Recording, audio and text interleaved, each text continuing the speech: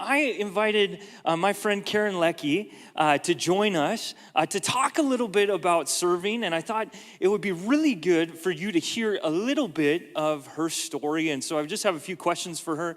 And so Keren, when did serving become something important to you? Well, I grew up in a Christian home. My dad was a pastor, so serving was just part of everyday life at that point. We served because we follow Jesus.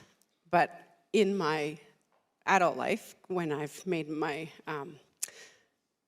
my faith my own, I serve because of what Jesus has done for me. I love him, and I do what he says to do. So. That's right. And as we're talking, you're telling me how serving has grown you. How has it grown you? Well, it's definitely taken my focus off of me and put it straight onto Jesus, because I cannot do anything without his power. It's... And where are you serving currently? I've served in a couple different places, but mainly in Celebrate Recovery and The Landing, which is Celebrate Recovery for teenagers. And most of these people have never been to The Landing, because most of them are old. So just so we know here. So why don't you tell them, what is The Landing? The Landing is a program for teens where we have a safe space for them to come and talk about all their stuff, all their issues, with no judgment, no fixing.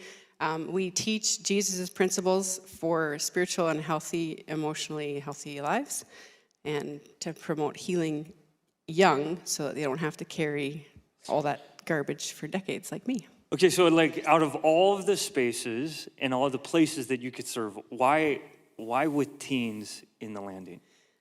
Couple of reasons. Firstly, God very clearly called me there. Secondly, when I was a teenager, I needed a program like this, and I didn't have it, so I'm blessed to be able to be a part of, because it's important.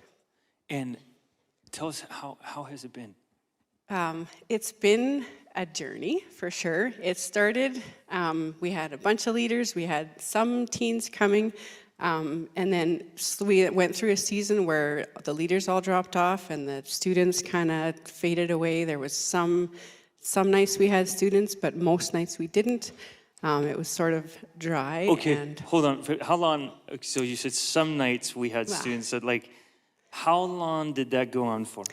I don't exactly know, but it was a long time. It was many months, probably. Many months. Yeah. So many months when you say somebody has, so I have this picture, and I don't know, of you sitting in the youth wing in a chair by yourself. Was that, or did you just cancel?